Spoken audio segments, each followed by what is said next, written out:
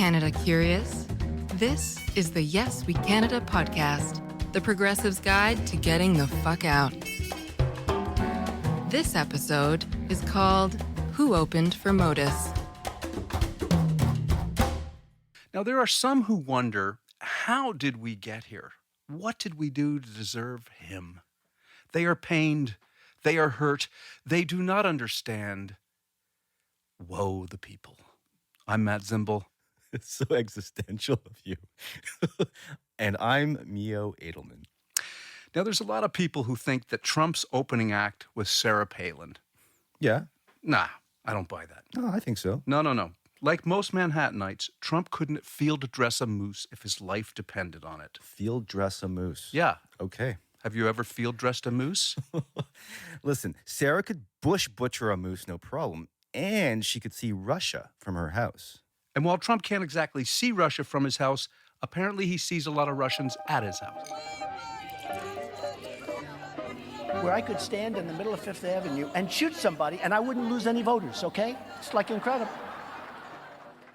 That's, I'm not quite sure what to say. That's aspirational. Yep. So our premise here today is that the real opening act for Donald J. Trump, aspirational murderer, moron of the United States, is Canada's crack-smoking, hard-drinking, badass mayor of Toronto, Rob Ford. The late Rob Ford. I don't, like, we were just talking about Sarah Palin. I mean, I kind of get what you're talking about, like, up to a point.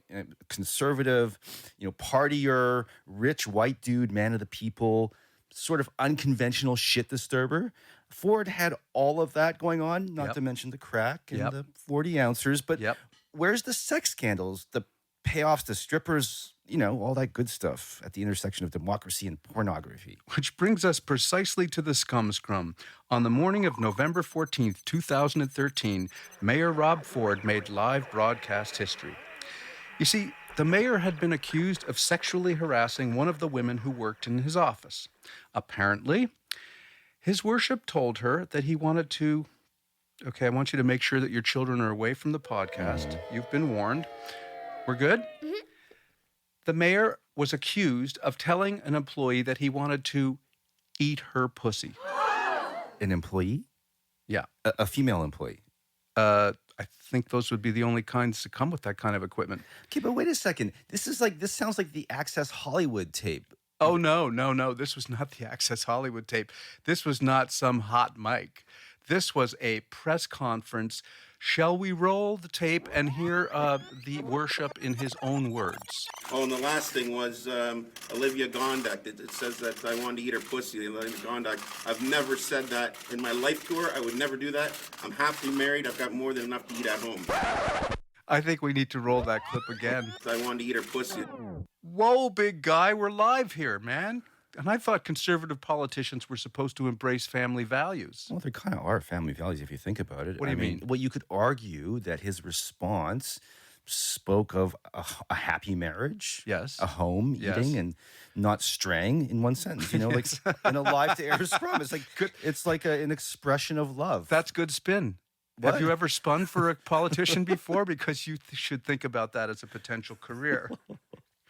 Now, Mio, in my life, I have three moments, like three historical moments that I will always remember where I was. Mm-hmm.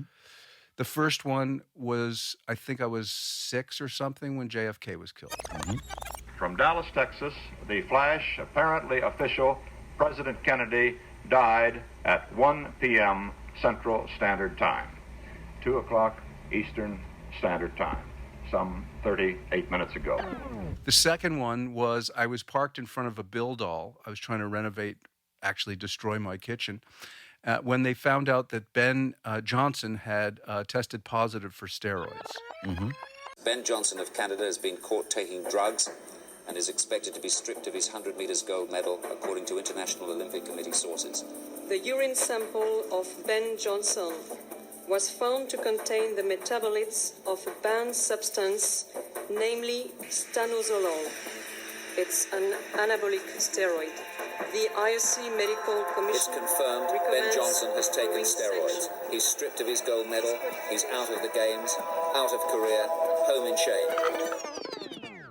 And the third one was I was driving on the Gardiner Expressway when I heard the mayor deliver the Scum Scrum.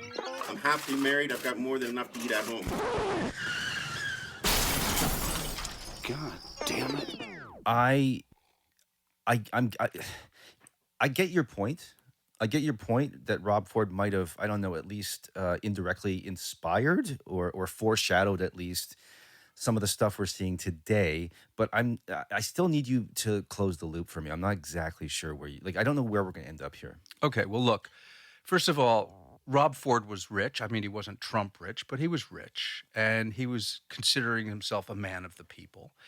And at the time, he was the mayor of the fourth largest city in North America. His supporters had visions of grandeur. They called themselves Ford Nation. Mm-hmm. People, you're not a nation. You're a borough.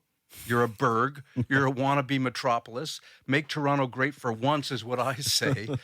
But just like MOTUS, he spoke of draining the swamp. Right. He sort of played the little guy, even though he was far from anything but little. Oh, yeah. But I mean, he didn't use he wasn't little, but he didn't use the draining the swamp thing. His catchphrase was he was going to end the gravy train at City Hall.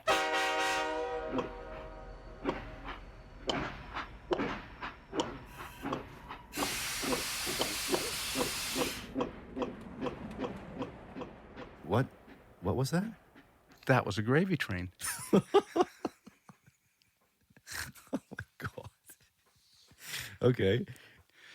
Now, I think supporting cunnilingus among consenting adults is excellent public policy. Do you agree? I think it's a very open-minded policy, yeah. Okay, but he also wanted to close libraries and take away bike lanes. So how can you be, I mean, I know the listeners are asking this question themselves right now. How can you possibly be pro-cunnilingus and anti-bike? It makes no sense. I think you're stretching it. I don't think cunnilingus was on the municipal platform during his elections. No. I'm not, although it was definitely a deliberate moment. It wasn't an off-the-cuff sort of moment. I don't know if that was actually on his electoral platform. Yeah, no, I don't think so. But I mean, I think in a certain way, there was a thing about Rob Ford. Yes, he had money. Yes, he lived in an expensive area. At the same time, he had way more actual, I don't know, connection with the common man, right? So if you think about it, talking a little bit rough, having those barbecues in his backyard, a chicken in every pot, a car in every garage. That wasn't him. No, that wasn't him. That was Herbert Hoover. Vote for me and you'll have cunnilingus.